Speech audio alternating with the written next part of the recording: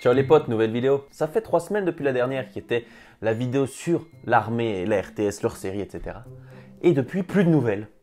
Et c'est pour ça qu'est là cette vidéo. Je vais vous expliquer ce que j'ai fait pendant ces 3 dernières semaines. Bon, déjà, je vous remercie, on est 10 000 potos sur la chaîne YouTube. 10 000, c'est pas mal, hein. Bon, comme t'as vu dans le titre, je suis chauve. Bon, pour t'expliquer ce que j'ai fait, je suis allé en Turquie faire une greffe de cheveux. Je vais t'expliquer comment tout ça s'est passé. J'ai assez rapidement perdu les cheveux, tu sais, tu commences d'avoir des monstres golf ici. Et moi, c'était tellement des golfs que j'ai croisé Tiger Woods, bref. Du coup, je me suis dit, bon, soit je rase tout et je reste comme ça tout le temps, soit je fais une greffe des cheveux. Du coup, je partais 3 jours en Turquie pour me faire replanter des cheveux. Donc voilà, t'as les bases, maintenant je vais te raconter ces 3 jours en Turquie. Rigolo. C'est parti. J'arrive tranquillement à l'aéroport de Bâle, je prends mon avion tranquillement, j'arrive à Istanbul. Et déjà, l'aéroport d'Istanbul, il est grand. C'est un des plus grands du monde, je crois. Et je ne savais pas du tout ça, tu vois. J'arrive là, première chose que je fais, je change quelques euros en lire turques. Bon, alors là, c'est la première fois que je me suis fait entuber, parce que bon, changer des sous dans un bureau de change à l'aéroport, bah, il te nique un peu. Hein, donc, bref, je sors donc de l'aéroport d'Istanbul, et là, beaucoup de taxis, hein, beaucoup de choix. Je me dis, bon, ben, on va laisser le hasard décider. J'en prends un, je rentre dedans, je vois un monsieur très sympathique, c'est faux. J'arrive, je lui parle en anglais parce que je connais pas le turc. J'y parle en anglais, il me répond plus ou moins en anglais turc, hein, en turculais ou en angluc. Donc je monte avec lui, j'y donne l'adresse de mon hôtel, on part, on arrive sur l'autoroute. Alors la Turquie c'est assez spécial, hein, ça roule vraiment un peu étrangement, ça roule un peu au klaxon. Enfin, j'ai pas trop l'impression qu'il y a des priorités de droite ou des trucs comme ça, c'est un peu un foutoir, c'est normal. La première fois que j'ai roulé aux États-Unis, il me semblait que c'était un foutoir, mais bref. Le gars, mon taximan, il était un peu fatigué. Hein. C'est-à-dire que sur l'autoroute, il dormait. En fait, il dormait et de temps en temps, il partait à droite jusqu'à ce que je lui prenne, que je tienne le volant et j'ai dit "Don't sleep, man." Enfin, genre dors pas. Et le gars, il me répond un truc de fou, les yeux un peu fermés comme ça, il me fait "Non, je dors pas, je suis la courbe." Bah, c'était inquiétant, je te dis que j'étais inquiet. Hein. J'étais à côté de lui, j'étais prêt à prendre le volant s'il nous mettait dans le décor. Mais bref, on allait très lentement. Hein. Ça, c'est un truc qui m'a marqué. C'est qu'on allait très lentement. Vu que le gars, il somnolait, tout le monde nous dépassait. Hein. Bon, ça, c'est un détail. Sauf un véhicule qu'on a dépassé, et ça m'a vraiment marqué. Le seul véhicule qu'on a dépassé, c'est l'ambulance avec les feux bleus. Donc, soit le gars qui a eu un problème là, soit il n'était pas trop aimé des ambulanciers, du coup, ils allaient très lentement, soit l'ambulance feu bleu en Turquie, bon, elle n'est pas très rapide, quoi. Donc, tu as meilleur temps d'y aller à pied, quoi. Non, mais, bref, j'arrive à mon hôtel, tout se passe bien, on fait une petite visite d'Istanbul, on va manger chez Salt Bay. Il n'était pas là, mais il y avait tous ses employés qui font un peu le même show. Donc.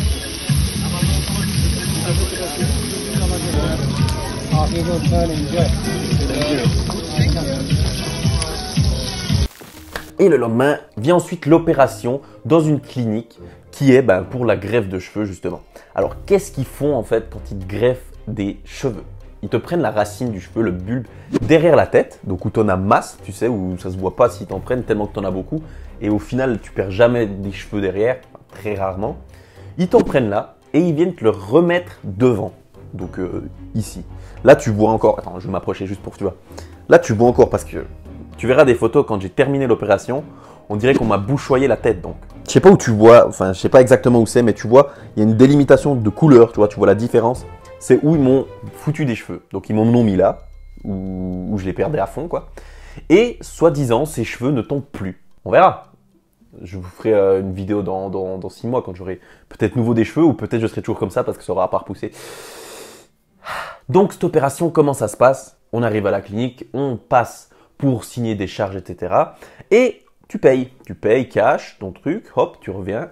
Et après, tu pars en salle d'opération. Donc, ils te font des piqûres dans la tête, donc, avec... tu as l'impression que c'est un stylo, en fait. Tu sais, quand ils pressent, et ça te fait une petite piqûre, et donc, ils t'en font tout, je sais pas, une quinzaine, je dirais, dans le crâne. tout autour dans la zone où ils vont prendre le cheveu, ils te font une piqûre. Donc ça fait pas très mal. Honnêtement, ça fait pas trop mal. Donc ensuite, une fois que c'est endormi, ils ont pris des greffons. Donc moi, ils m'ont pris 3000 greffons. Je sais pas ce que ça représente, mais bref, ils en ont pris 3000. Ils ont tout enlevé derrière, ce qu'ils avaient à enlever. Et ensuite, ils m'ont simplement remis devant ici. Ils ont refait un dessin naturel. Donc d'abord, ils te colorient la tête. Ils te font un chemin qui a l'air plus ou moins naturel.